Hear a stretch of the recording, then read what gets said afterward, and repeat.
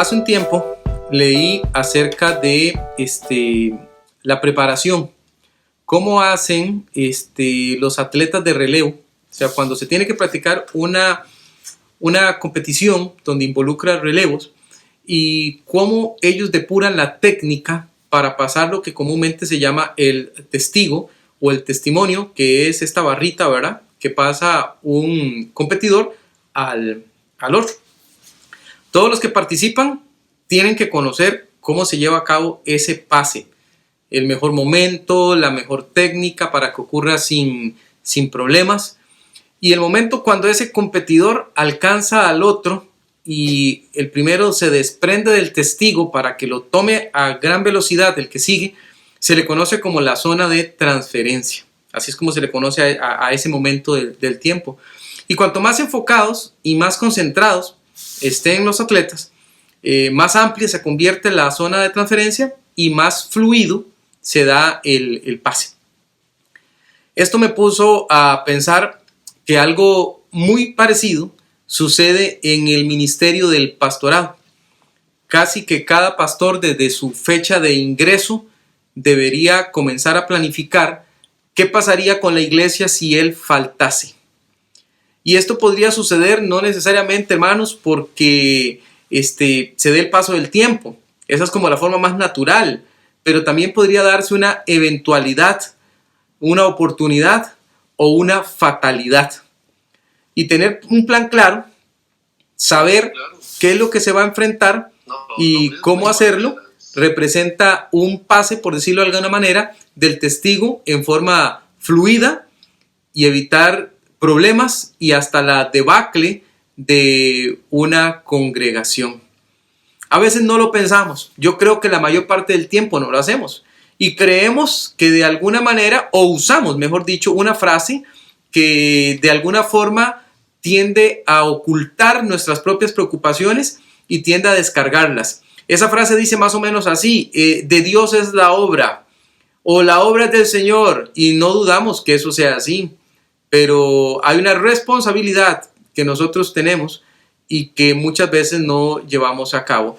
Usted sabe que a mí me encanta la estadística, sabe que me encanta buscar datos con los cuales soportar un tema y no tan solo decir que algo es alarmante solo por decirlo.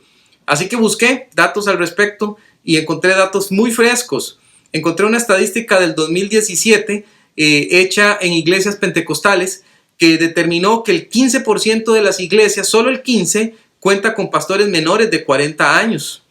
Es decir, 1.5 pastores son menores de 40 años, el resto no. El resto, contándolo a 10, ¿verdad? 8.5, digamos, son pastores que ya superan esta edad y que por tanto empiezan a levantar una alerta. Encontré otra del 2018, hecha en la Asamblea de Dios en Estados Unidos, que encontró que la edad promedio de sus pastores era 55 años y tan solo 1 de cada 5 tenía menos de 40. Es decir, ya debieran estar preparando una transición en dicha iglesia. Encontré el caso particular de un pastor llamado Lynn Corey, que al llegar a la edad de su retiro y después de haber tenido 10 años de servicio en esta congregación, él prefirió cerrarla y dijo: bueno, yo mejor cierro la iglesia, es decir, cierro el chinamo, como se dice popularmente, y me voy a buscar a las personas a los barrios porque no tengo a nadie a quien dejar en la iglesia. El 2020 representó el año de mayor crecimiento de muchas iglesias, pero eso no se dio este año, ¿verdad? Que le estoy diciendo, no se dio por miembros venidos del mundo, o sea, personas que no conocen de Cristo y que se transforman por el Señor Jesucristo, sino más bien porque la gente está transfiriéndose de una iglesia a otra. Es decir, se mueven de una denominación a otra denominación, buscan una iglesia y se quedan en ella. ¿Sabe cuánto? ¿Sabe cuánto del crecimiento de las iglesias se debe a esto? Un 80%. 8 de cada 10 personas que llegan a las iglesias ya tienen historial con las iglesias. No son personas en realidad nuevas. Entonces se pregunta, ¿por qué? Bueno, la investigación fue un poco más allá y descubrió que muchas de estas personas ven que su iglesia está muriendo, literalmente muriendo, y entonces dicen, mejor me paso a otra iglesia. En su libro, Pasando el testimonio de liderazgo de Tom Mullins, él escribió, inevitablemente habrá una transferencia y cuanto más preparados estemos para el futuro, tanto menor será la sorpresa cuando llegue el momento del cambio. Todos deben pensar en la transferencia del testimonio, pero cuanto más hablo con hombres y mujeres en posiciones prominentes de liderazgo, más me doy cuenta de cuán pocos son los que han planificado la transición. Tarde o temprano enfrentamos transiciones, como les decía antes, no necesariamente porque usted se vaya a retirar, sino simple y sencillamente porque usted puede estar en medio de la situación. Usted puede estar ahorita en una iglesia donde su pastor está afrontando el hecho de que pronto vendrá esa transferencia. Y puede ser que el testimonio se lo pasen a usted. Esa es una. La otra puede ser simplemente porque usted diga, no, momento, ¿qué pasaría? Hágase esa pregunta. ¿Qué pasaría si yo falto hoy? Por la razón que sea. ¿Qué pasaría? ¿Quién se encarga? ¿Hay un plan ya establecido de cómo debería continuar la congregación, cómo debería continuar la iglesia, o le va a pasar a usted igual que a esos miembros de la encuesta última que le dije, que dicen, la verdad es que yo me voy porque aquí no se ve un plan claro y parece que esta congregación se va a quedar sin pastor, por ejemplo. Como le contaba el otro día, ¿verdad? De muchas iglesias que están cerrando alrededor del mundo justamente por la misma causa. Por eso le puse en la invitación que esto se ha vuelto una tendencia y una tendencia alarmante. La tendencia de las iglesias, vea qué tendencia más preocupante. La tendencia de las iglesias que dicen, mejor voy a cerrar, opción 1. La segunda que dice, no vamos a cerrar, pero vamos a colocar en la posición del pastor a alguien que quiera. ¿Quién quiere hacerse cargo? No se sabe si tiene llamado o no tiene llamado, no se sabe si tiene la capacitación para hacerlo, porque nunca se le dio. De hecho, ya hoy mismo porque me ha tocado andar por varias iglesias y conozco estos problemas de primera mano, por eso se los estoy diciendo.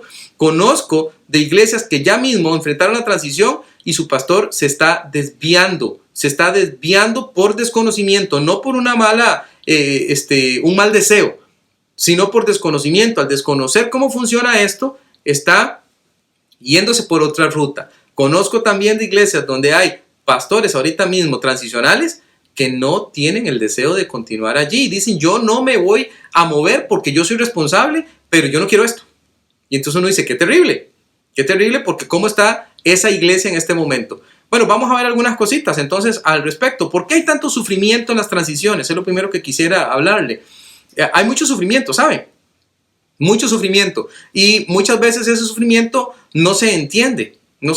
Y muchos pastores malentienden la transición y creen que se trata de una cuestión hasta cruel de parte de las congregaciones, de parte de Dios mismo, que les está haciendo a un lado. Es como pensar, bueno, Dios me está apartando. Parece que todo lo que yo he hecho, todo lo que he construido, todo lo que he trabajado con tanto esfuerzo, no tuviese ninguna importancia. Y no es así.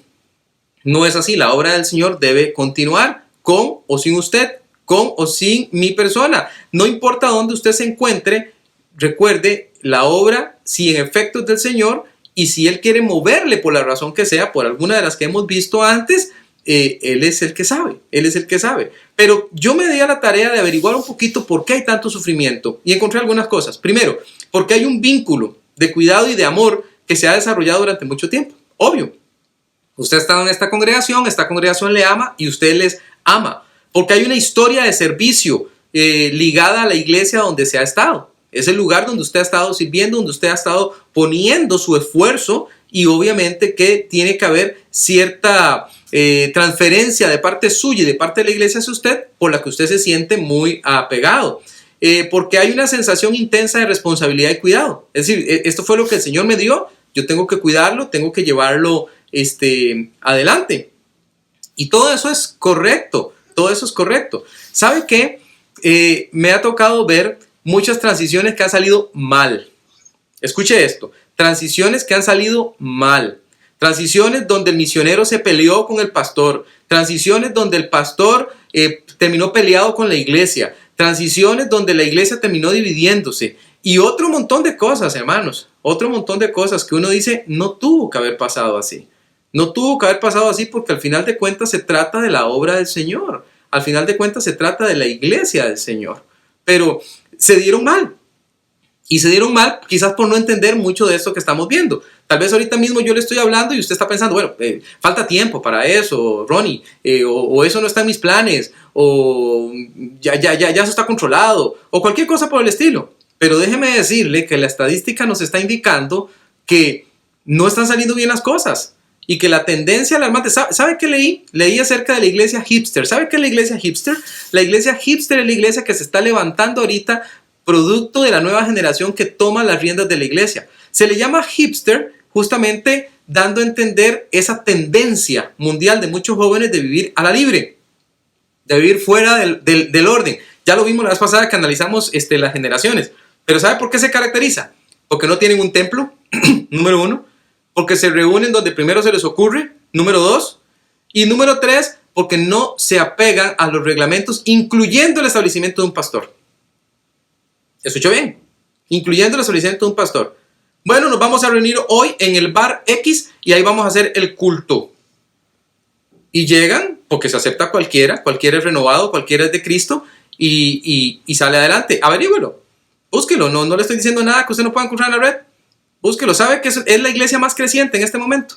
La más creciente. Y parten del hecho de, la verdad, no tenemos que estar sometidos a nada que se parezca a una iglesia, a nada que sea formal, a nada que sea religioso o que ellos creen que suena a religión. Ese pase del testigo, ese pase del testimonio no se está haciendo de la mejor manera y las nuevas generaciones dicen, olvídese de eso, no dependemos más de la idea de tener un pastor, simple y sencillamente nos pastoreamos a nosotros mismos. Vea un versículo, quiero que vayan números, capítulo 27, versículo 15 al 17 y podamos leer algo allí. Aquí está Moisés, y dice la palabra de Dios así, número 27, 15 al 17. Entonces respondió Moisés a Jehová diciendo, ponga Jehová, Dios de los espíritus de toda carne, un varón sobre la congregación que salga delante de ellos y que entre delante de ellos, que los saque y los introduzca para que la congregación de Jehová no sea como ovejas sin pastor. No sea como ovejas sin pastor. Duele mucho el proceso de transición muchas veces porque involucra que hay que pasar la página, porque involucra que hay que vencer el temor, porque involucra que la sensación que se está sintiendo en este momento de traición tiene que dejarse de lado. ¿Sabe qué hizo Moisés? Moisés aprovechó el tiempo preparando a Josué. Moisés aprovechó el tiempo enseñándole a Josué. Moisés aprovechó el tiempo practicando con Josué. Moisés aprovechó el tiempo probando a Josué. Mucho tiempo se tuvo a la mano para poder preparar al sucesor. Pero ¿sabe qué? El proceso comienza con el pastor. Si algo, escuche esto bien, si algo podría ser incómodo, es que una de las ovejas del rebaño sugiera que el pastor tenga que retirarse. ¿Quiere algo incómodo? Eso que le estoy diciendo. Hermano pastor, nos hemos reunido hoy como congregación para decirle que según nosotros vemos, ya es tiempo de que usted se haga a un lado. ¿Se puede imaginar eso? ¿Se puede imaginar algo más incómodo? Todavía peor si dicho comentario va acompañado por la razón. Es el pastor quien primero debe enseñar a su congregación, escuche, enseñar a su congregación que hay que prepararse, que la obra es de Dios y que tenemos que estar listos para cualquier movimiento que Él quiera hacer. ¿Y sabe qué? Esto requiere mucha madurez, requiere mucha sabiduría y valentía con el fin de poner todos los temores y preparar el terreno para la futura obra del Señor. Vea que yo no estoy diciendo aquí que usted se va a retirar ya. Puede ser que el Señor le dé 30, 40 años más de ministerio. Yo no estoy diciendo eso. Yo estoy diciendo, hermano, prepárese porque mañana usted va a ser... No estoy diciendo eso. Estoy diciendo que la congregación debiera estar lista por si algo pasa con usted. ¿Qué tal si usted se enferma? ¿Qué tal si usted muere? ¿Qué pasa con la congregación? Algunos dicen, que se busquen un pastor. Que se busquen un pastor, suponiendo que quieran buscarlo. Entonces, aquí es donde muchas congregaciones llegan a padecer un conflicto y un conflicto grande. Bueno, o qué tal si el Señor mueve su corazón hacia otro lugar. O el Señor le abre una oportunidad y usted desea tomarla. Y usted dice, tengo un mes antes de dar la respuesta. Y necesito preparar a la congregación para ver qué vamos a hacer. Es un tema que tiene que conversarse. Entonces, yo también preparé un punto que es cómo prepararse para las transiciones. Ahora, tengo que ser honesto, el punto no es de autoría mía, es una investigación que he estado haciendo al respecto y lo que he estado viendo en otros países y las recomendaciones para transiciones exitosas. ¿Cómo se hace para tener transiciones exitosas? Primero, son varios puntos, son 5. Primero, sea sensible a la voz de Dios. Sea sensible a la voz de Dios. La transferencia de la autoridad no ocurre en automático. Mire que ya yo decidí poner a Pedrito y Pedrito va a ser el pastor de hoy en adelante, hermanos, apoyémosle. Y apóyele como me apoyó a mí. No funciona. No funciona. No funciona porque la autoridad no se hereda. La autoridad tiene que ganarse, que es diferente. ¿Sabe que yo estuve en una congregación así? Yo estuve en una congregación donde fui invitado a predicar un aniversario, hermanos. Y el pastor, antes de que empezara a predicar, me dijo, hermano, ¿no quiere agarrar la iglesia? Dije, hermano, uno no puede tomar una decisión así. ¿Cómo que si quiero agarrar la iglesia? Pues claro que no sé, necesito orar. En el tiempo en el que yo iba a enseñar, antes de que yo enseñara, él mencionó el tema. Y dijo, hermanos, hay un tema que tengo que hablarles. Lo dijo ahí en el púlpito. Yo pasé a enseñar. Cuando yo terminé de enseñar, él dijo, hermanos, yo tengo que retirarme. Ya yo no puedo dirigir más esta iglesia. Le pregunté al hermano Ronnie si quería hacerlo. Me dijo que no. Así dijo. Y entonces por eso yo he decidido que mi hijo va a ser el pastor. Y se armó, usted no sabe la que se armó ahí. Usted no sabe la que se armó ahí. Y entonces dice, bueno, ¿era la forma? ¿Era esa la manera de delegar la autoridad? ¿Era esa la manera de transferir la esfera de poder? Obviamente no. No lo es. La enseñanza no se puede heredar, ni se puede suministrar apresuradamente. Entonces hay que moverse en estos ámbitos que Dios le pide que usted lo haga, porque Dios se lo pide a uno. Es más, yo considero honestamente que este tema ha llegado a esta sala el día de hoy porque Dios así lo ha querido. Yo lo traía en mi cabeza desde hace rato y de hace rato vengo dándole vuelta a la forma en la que muchas veces las iglesias no toman cuidado de esto. Y el Señor toca el corazón de uno y le dice, vea, prepárese. Como le digo, puede ser que ese prepárese tenga que ver con años de preparación, pero no menosprecie la voz del Señor si le está guiando a tomar decisiones y empieza a tomarlas. ¿Como cuáles? Ahorita vamos a ver algunas. Segunda de Timoteo 4, 5 y 6. Vea, le quiero leer. Segunda de Timoteo 4, 5 y 6. Aquí hay algo que a mí me llama mucho la atención de Pablo. Pablo supo determinar su tiempo. El Señor se lo mostró. Él fue sensible también a preparar. Y me llama la atención las dos partes, porque es como un versículo que se parte. Se parte y entonces tiene una primera fase y una segunda fase. Dice la palabra de Dios en 2 Timoteo 4, 5 y 6. Pero tú sé sobrio en todo, hablando de Timoteo. Soporta las aflicciones. Haz obra de evangelista. Cumple tu ministerio. Oiga, para todo esto que Pablo le está pidiendo a Timoteo, dice, ya te preparé para esto. Ya hemos estado juntos.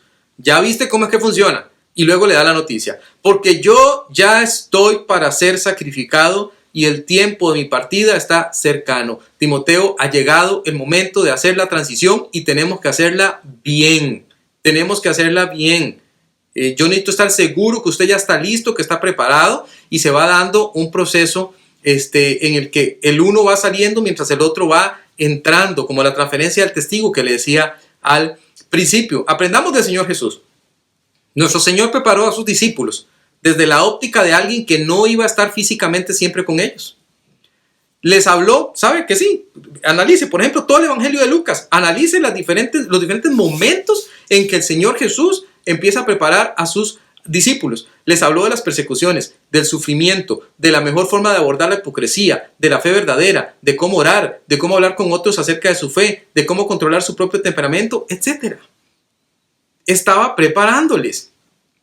Estaba anunciándoles cómo era que tenían que llevar adelante el ministerio una vez que él faltase. Segundo, normalice la sucesión en todas las áreas. ¿Qué quiere decir normalice la sucesión en todas las áreas? Hermanos, vea, no solamente se trata de transferencias o transiciones que tienen que ver con usted, con pastor. Se trata de transiciones que tienen que ver con sus miembros que están ejerciendo algún tipo de liderazgo y que poco a poco van saliendo, principalmente por la edad o porque mueren. Y muchas veces una persona muere en una congregación, tenía un papel que desarrollar y ya no hay nadie más que lo haga. Yo he estado, hermanos, otra vez, pienso que el Señor me ha dado esa bendición de movilizarme en iglesias donde esto ha pasado. Sucede que todo el liderazgo estaba a cargo de personas que superaban los 80 años y empiezan a morir uno seguido del otro, y la otra generación que aparece por allí entre 15 y 16 años no sabe, y hay toda una pérdida, hay un hueco allí de gente que no quiso servir y de gente que sí quería pero que no fue entrenada. Y entonces lo que hacemos es lamentarlo y decir, bueno, qué lástima que ya no está el miembro tal de la iglesia que antes hacía tan bien este trabajo. Y a veces se dice, bueno, hermano, es que mientras él estaba vivo, él no permitía, viera qué difícil, él no se dejaba ayudar, se le trataba de poner a alguien y siempre rechazaba y siempre que no porque se le hacía a un lado. Ese es un error, y un error grave. Hable a la congregación de la transición como algo normal, como algo esperable, y háblelo mucho porque eso está pasando hoy día. Tenemos mucho de la generación baby boomer y usted sabe que estos baby boomers ya están dejando, están saliendo y están dejando un hueco en el servicio del Señor. Clarifique que hay transiciones que son saludables y que hay otras que no lo son, que tenemos que ir por el camino de la salud. Enseñe que es responsabilidad de quien sirve preparar a otros y acostumbre a su congregación a pensar en multiplicar el liderazgo, que lo vean más bien como una bendición. Qué dicha, qué bueno que me pusieron a estos 2, 3, 4 para que yo les enseñe lo que yo hago, lo que hago en escuela dominical, lo que hago con los sugieres, lo que hago con la gente, lo que hago en X servicio que yo le doy al Señor. Es nuestra labor preparar a nuestra gente. En Tito 1.5, a Tito se le encomendó algo que también a mí me llama la atención, porque uno dice, bueno, qué interesante labor la que se le dejó a Tito acá. Dice la Biblia, Tito 1.5, por esta causa te dejé en Creta, aquí viene la parte, para que corrigieses lo deficiente y establecieses ancianos en cada ciudad, así como yo te mandé. Corregir, hay cosas que no se están haciendo bien, hermano, pero es que el pastor que estaba antes, el misionero que estaba antes, lo hacía de esta manera y viera cómo ha costado que la gente se habitúe a una nueva forma. Eso es válido y pasa en muchas congregaciones. Pero bajar los brazos y decir, bueno, no lo voy a hacer del todo, no voy a preparar, no voy a animar, no voy a corregir lo que antes se hacía deficientemente solamente porque siempre se ha hecho así, es un error. Y otra vez, mis hermanos, si antes había sido un problema, hoy día lo es más. La generación de servidores envejeció y hay un hueco generacional, hemos hablado de esto antes, que no sabe cómo servir a Dios. Y ahí va a venir un problema. Cuando la gente mayor de 80 muera y le corresponde el liderazgo a los que tienen 50, 60, 40 y no haya líderes, adivine quiénes van a tener que tomar el control. Las generaciones de jovencitos. ¿Cómo va a ser una iglesia dirigida por jóvenes cuya mayoría son ya mayores? Pues dice, bueno, es que no hay de otra, Ronnie, porque nadie quiere servir. Excelente, pero hay que preparar a la congregación entonces. Tienen que saber que va a ser así. Si no, usted va a tener un motín en su iglesia. Y es justamente lo que estamos percibiendo hoy día. Y no permita que le saboteen. Es muy duro cuando en una congregación unos cuantos se ponen de acuerdo para sabotear la obra que está llevando adelante el pastor. Ninguna oveja nunca debería prestarse para ello. No obstante, si eso ocurriera, es necesario confrontar y sanar las relaciones hasta donde sea posible y seguir con el plan. Siga con el plan. Si el Señor, otra vez, yo soy de la tesis de que esta enseñanza esta mañana ha llegado por una razón y creo firmemente que Dios está llamando nuestra atención. Entonces, tome y diga, bueno, Señor, guíeme porque yo necesito empezar a preparar esta iglesia para lo que viene. Tercero, desarrolle un plan de anticipación, un plan de sucesión con anticipación. Es decir, hágalo antes de que lo ocupe. No lo haga cuando ya lo va a necesitar. Y entonces dice, ok, no, ya mire, ya apareció una oportunidad para mí, para mi familia, de movernos a otro país, de movernos a otro lugar, de movernos a otra iglesia. ¿Y ahora qué hago? ¿Ahora qué hago? ¿Qué hago que tengo? O vea, qué terrible, me ha dado una enfermedad, me aleja del ministerio de servicio al Señor y necesito ver qué hago. Ya ahí es tarde, ahí ya es tarde. Prepare con antelación cómo debería funcionar la iglesia en su ausencia. Prepárelo, póngalo por escrito. ¿Cómo debe funcionar la iglesia? Que se sepa, no solo usted tiene que saberlo. Identifique claramente las áreas de servicio y su liderazgo. ¿Quiénes son los líderes? ¿Quiénes son las cabezas? ¿Cómo está organizado en su mente? ¿Cómo es que usted lleva adelante los programas, la iglesia y demás? conozca los modelos de sucesión. Sabe que un hombre llamado Warren Beard, él hizo todo un estudio de esto. Yo estuve revisando un poco acerca de su estudio. ¿Cómo es que se dan las transiciones? ¿Cómo es que se dan las transiciones en las iglesias? Y él encontró 4 modelos. Se los voy a nombrar, 4 modelos. El plan familiar es un modelo. En el plan familiar es el pariente, es el hijo físico o espiritual el que recibe el testimonio y se convierte en el líder. Ese es un plan. Un plan es, no, vea, yo soy el pastor, tengo mi hijo tiene llamado y entonces mi plan es que recaiga sobre él en el futuro el liderazgo de la iglesia. Yo sé que usted me va a decir de inmediato, bueno, Ronnie, pero es que eso no puede funcionar así. Dios es el que tiene que decir quién va a ser el pastor. Sí, yo entiendo eso, pero también entiendo que usted tiene que preparar y también entiendo que usted tiene que estar listo. Entonces, si usted dice, bueno, yo veo potencial en él, como lo vio Moisés en Josué, por ejemplo, su deber es prepararlo. A ese se le conoce como el plan familiar. Ahora, no hay que forzar, como en el ejemplo que le di ahora que me pasó a mí. Está el plan denominacional. Segundo, que es común en las denominaciones donde los líderes se reúnen, líderes de la iglesia y de fuera de la iglesia, pero la misma denominación, para ayudar a nombrar al próximo líder. Y entonces se dice, bueno, se va a preparar a fulanito de tal que se va a convertir con el paso del tiempo en el pastor de esta iglesia. Está el plan centrado en el proceso. Tercero, ¿qué es el plan centrado en el proceso? Bueno, el pastor saliente ayuda a crear e iniciar una estrategia de sucesión que permite que la iglesia elija al próximo pastor. Es decir, el pastor promueve a la iglesia para que sea la iglesia la que tome la decisión de ese nuevo pastor que vendrá. Ese es uno de los más comunes. Y cuarto, que debiera ser por mucho la opción, el plan de superposición intencional. ¿Qué es el plan de superposición intencional? El ministerio del pastor saliente está acabando, pero inmediatamente él toma al pastor entrante y lo va poniendo al día. Es justamente el pase del testigo. Hasta que ya él se puede alejar y el pastor entrante queda posicionado en autoridad, queda posicionado en cuanto a servicio, queda posicionado en cuanto a apoyo de la congregación y demás, mientras el pastor saliente simplemente dice, bueno, hermanos, ahora sí, ya quedó el nuevo pastor y se dio una transición de 6 meses, 1 año, donde él se pudo ubicar y se pudo ubicar muy bien. También es importante pensar en los candidatos. También hay estudios, hermano, otra vez, yo no le estoy diciendo nada que al final de cuentas no esté soportado por estudios. Hay estudios que nos indican, por ejemplo, el libro de estrategias del director ejecutivo y su sucesión. ¿Cómo pasar la antorcha? Así se llama el libro. Es de Natalie Michael y de Brian Corlin. ¿Qué dicen ellos? Encuentran candidatos para tomar una posición. Por ejemplo, un candidato de emergencia que entre temporalmente. Un candidato de emergencia. Entonces, hay iglesias que dicen, agarre el primero que pueda. Y entra. Y muchas veces se queda porque no fue temporal. Se dijo que iba a ser temporal, pero no fue temporal. Un candidato disponible que pueda tomar las riendas de inmediato. Ese es el segundo tipo de candidato. El candidato que dice, qué dicha, ya llegó el momento y aquí lo tengo a la mano. Aquí tengo mi Josué para que tome las riendas. Un candidato, tercero, que es preparado para el futuro, pero que estaba en medio del desarrollo. Es decir, ya le tocó, no ha terminado su entrenamiento, pero le toca. O un candidato externo, que podría salir de afuera, de otras posibilidades, y que se trae a la organización, en este caso a la iglesia, para que se posicione. Cada uno de ellos tiene sus pros y sus contras. Cada uno de ellos tiene sus posibilidades. Cada uno de ellos determina una forma de actuación y usted necesita saberlo. Tal vez usted ya lo ha estado haciendo y le felicito, hermano, si lo ha estado haciendo. Tal vez no. Y por eso tome consejo en esta mañana de empezar a mover al respecto. Porque ¿sabe qué podría pasar? Podría pasar lo que dice en 1 de Samuel. 1 de Samuel capítulo 8. ¿Se acuerda de Samuel?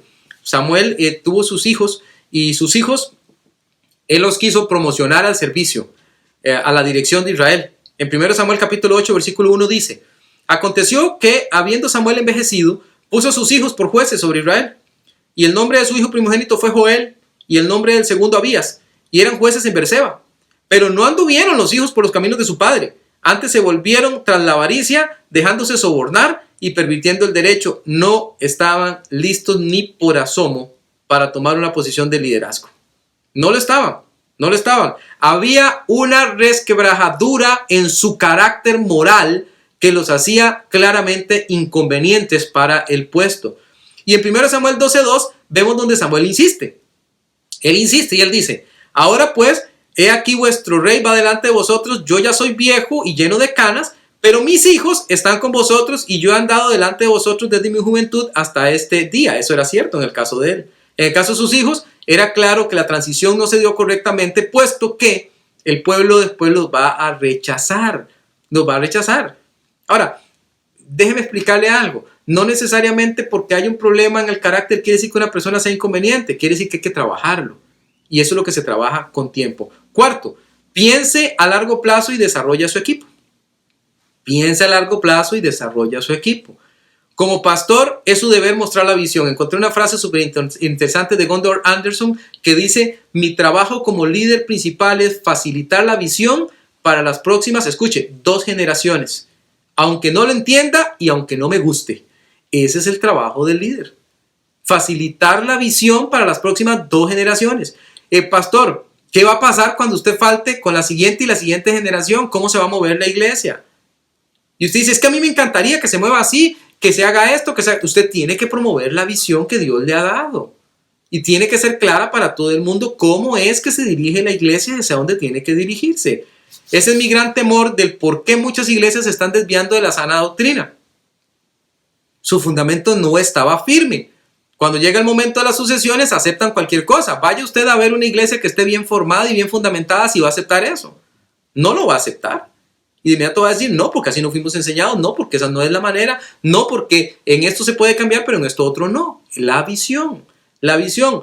Permita que el aprendizaje se dé sobre la base de la práctica. Qué importante. El aprendizaje no solo es teórico. Hay que poner a nuestros líderes a servir y a ponerlos en posición de decisiones donde se puedan foguear. Lidere cerca o de cerca para motivar y corregir a tiempo. Lidere de cerca para motivar y corregir a tiempo. Aprenda otra vez de Moisés. Él estaba cerquita. Aprenda de Pablo. Estaba cerquita. No me gusta esto, no me gusta esto otro. Esto sí, hagámoslo así. Cuando lideramos a control remoto, después vienen los problemas. ¿Qué problemas, pastor? Divisiones de iglesia. Ahora que hablaba el pastor Ignacio. Acerca de estas terribles doctrinas que se están metiendo en la iglesia. ¿Qué piensa usted? ¿Piensa que no están ya ahí? Están en la sala de las casas de sus miembros. Ahí están. Porque leen sus frases. Porque escuchan sus mensajes. Porque se están llenando de esa basura. Creen que es lo correcto. Creen que está bien. Creen que usted piensa igual. Pero el día que a usted se le ocurre predicar de eso y se dan cuenta que usted no pensaba igual, entonces dice, ¿por qué no piensa igual? ¿Por qué no piensa igual que yo? Si esto tiene toda la lógica del mundo. Hermanos, es una lucha constante. Y usted tiene que atacarlo en el momento. Usted ya sabe. Y si no lo sabe, se lo voy a decir ahorita. ¿Cómo empieza eso? Empieza cuando usted los escucha pronunciar sus frases famosas. Empieza cuando usted los escucha pronunciar sus nombres. Empieza cuando usted escucha que la cosa se está yendo por otro lado. Deténgale. Deténgale. De una vez. Muy posiblemente en algunos casos va a perder algunos. Porque eso se está colando. Y yo creo que aquí, si no se ha dado en su iglesia, pues qué bendición. Pero por lo menos yo ya he estado en varias donde se ha dado la situación y no termina bien. No termina bien. Hay que estar cerca, especialmente de los líderes, cuando empiezan a tomar esa ruta. Porque esa ruta suena muy bonita, suena como una ruta conservadora, suena como la ruta de los que sí tienen el evangelio, de los que sí piensan en la verdad, de los que no se han desviado, de los que van por las sendas antiguas y demás. Usted lo ha visto. Y al final de cuentas le salen a usted con que mire que la salvación funciona de esta manera, con que hay unos que son elegidos y otros que no, y etcétera, etcétera, etcétera. Lidere de cerca, para que pueda corregir a tiempo. Y esa palabrita, a tiempo, es demasiado importante. Establezca relaciones fuertes basadas en el correcto liderazgo. Las relaciones se basan en el liderazgo, no se basan en la amistad, no se basan en la comunión, no se basan ahí. Vea que la relación de Moisés con Josué era muy cercana, pero usted lo ve a él corrigiendo como líder. La relación de Pablo era muy cercana con Timoteo, pero usted lo ve corrigiendo como líder, no como amigo, como líder. Y eso hay que enseñarlo. Nuestro Señor Jesucristo era cercano a sus apóstoles, pero los corrige como líder, como alguien que le importa que la sucesión pueda darse y pueda seguir adelante. Jueces 2:10, usted lo conoce, porque este versículo es muy conocido. Jueces 2:10 habla de la debacle, del fracaso total que puede existir con una generación completa, dice la Biblia.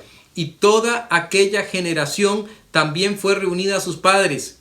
Vamos a decir hoy día los baby boomers fueron reunidos a sus padres, ¿verdad? Y se levantó después de ellos otra generación que no conocía a Jehová ni la obra que él había hecho por Israel. Qué peligroso. Aquí comienza, así empieza Jueces, ¿verdad? Fíjese después cómo termina Jueces. Cada uno hacía lo que le daba la gana. Así termina. Parece que las ideas de cada quien eran las correctas según ellos los veían. ¿Saben? Estuve leyendo acerca de una tribu indígena que no pensaron que fuera tan importante permitirle a sus hijos hablar en el idioma de la tribu. Con el paso del tiempo, ellos fueron adquiriendo el idioma de los pueblos cercanos, ¿verdad? De los pueblos cercanos. Y cuando murieron quienes conocían el idioma, los hijos perdieron el idioma. Se perdió por completo. Se perdió. De hecho, lo que estaba leyendo hablaba acerca de cómo hacer para retomarlo producto de los escritos que había para ver si se les podía volver a enseñar el idioma. Perdieron el idioma. Igual puede pasar con el lenguaje del servicio a Dios. Lo podemos perder en el proceso. Lo podemos perder en el proceso. Y dejar a la generación siguiente la idea de que esto se trata nada más de atender un culto. Servir a Dios se trata de atender un culto. Hay que hacer un programa, hay que atender un culto y hay que hacer las cositas que normalmente se hacen en un culto y ya servimos a Dios, eso fue todo. Y lo que va más allá lo perdemos en el proceso. Hay que tener cuidado. Y por último, capacite en temas no muy comunes. Hay temas que no son muy comunes, pero hay que capacitar en ellos. Temas de administración, temas de finanzas, temas de liderazgo, temas legales. Los líderes de nuestras iglesias se van a topar de frente con estos temas. Mire que ahora estábamos hablándolo con el pastor Leo, por ejemplo, pastor Esteban.